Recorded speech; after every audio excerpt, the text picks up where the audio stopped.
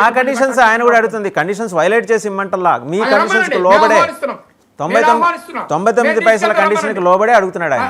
నేను తీసుకెళ్తాను, రమ్మనండి. రైట్. ప్రదీప్ రెడ్డి గారికి మించిన, నిజంగా మీరు తీసుకెళ్తే ప్రదీప్ రెడ్డి గారిని మించిన అదృష్టవంతుడు 5 ఏళ్ళ కాలంలో ఇంకోళ్ళు ఉండరు. తీసుకెళ్తా.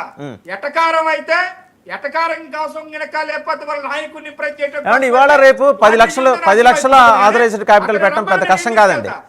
నేను తీసుకెళ్తా. ఇవాళ రేపు 10 లక్షల ఆథరైజ్డ్ క్యాపిటల్ పెట్టడం పెద్ద కష్టం కాదు, ఆయనకు కూడా కష్టం కాదు. ఆయన లాంటి విదేశాల్లో ఉన్నాడు కాబట్టి బాగానే సంపాదించుంటాడు, పెడతాడు ఆయన. రమ్మనండి, పెడతాడు. నేను తీసుకెళ్తా. పెట్టుబడి పెట్టమనండి.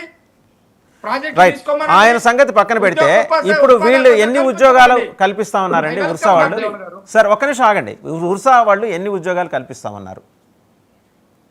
ఎవరండి? ఉర్సా వాళ్ళు 6.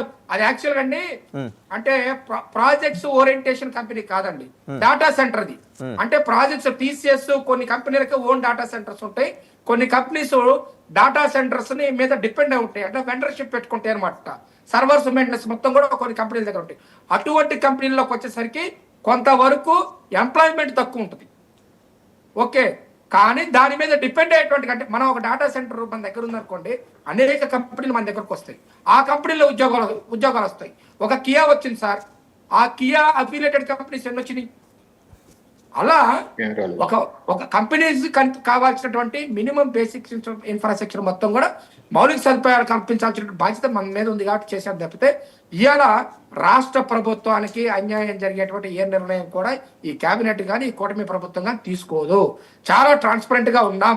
పవన్ కళ్యాణ్ గారు కానీ, నరేంద్ర మోడీ గారి నాయకత్వంలో చంద్రబాబు నాయుడు గారు, మేమంతా కూడా చిత్తశుద్ధితోటే ఆంధ్రప్రదేశ్ కి పరిశ్రమలు తీసుకురావాలి, పెట్టుబడులు తీసుకురావాలి, ఖచ్చితంగా అభివృద్ధి చెందితేనే మన రాష్ట్రానికి సంక్షేమం చేయగలుగుతాం అనేటువంటి ఒక విశ్వసనీయతతో ముందుకు పోతా ఉన్నాం. ఎందుకంటే కళ్ళ ముందు వైఎస్ఆర్సీపీ పార్టీ ఏం చేస్తే ఈ రాష్ట్రం వెనక్కిపోయింది, ఈ వాళ్ళకి 11 సీట్లు వచ్చినాయి అనేది మా మైండ్ లో ఉంది. రైట్. పెద్దిరెడ్డి రవికిరణ్ గారు మాట్లాడతారు.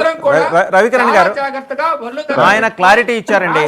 బ్రహ్మన్ చౌదరి గారు క్లారిటీ ఇచ్చారు. జవాబుదారీతనంగా రాష్ట్ర ప్రజలకి జవాబుదారీతనంగా ఉండి, రైట్.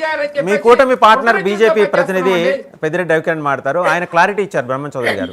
ఇది డేటా సెంటరు, దీని మీద డిపెండ్ అయిపోయి నిలబడి పనిచేసే సంస్థలు బోల్డని పుట్టుకొస్తాయి, వాటి ద్వారా ఎంప్లాయ్మెంట్ జనరేట్ అవుతుంది. నేను అదే చెప్తున్నానండి, వాటి ద్వారా ఎంప్లాయ్మెంట్ జనరేట్ అవుతుంది. సో దాని ద్వారా ఉద్యోగాల సృష్టి, ఆంధ్రప్రదేశ్ ప్రభుత్వానికి ఆదాయం. మీరు do you agree with this observation అండి రవికిరణ్ గారు? ఒకటి, ప్రసాద్ రెడ్డి గారు ఎన్కో కొంతమంది ఎక్సెట్రా ఈ 99 పైసల మీద ఎటకారం చేయటాన్ని నేను తీవ్రంగా ఖండిస్తాను. ఇప్పుడు ఒక రాష్ట్ర ప్రభుత్వం, ఈ ప్రభుత్వమే కాదు కదండి, జగన్మోహన్ రెడ్డి గారు తన ప్రభుత్వ హయాంలో మా కాకినాడ జిల్లాలోనే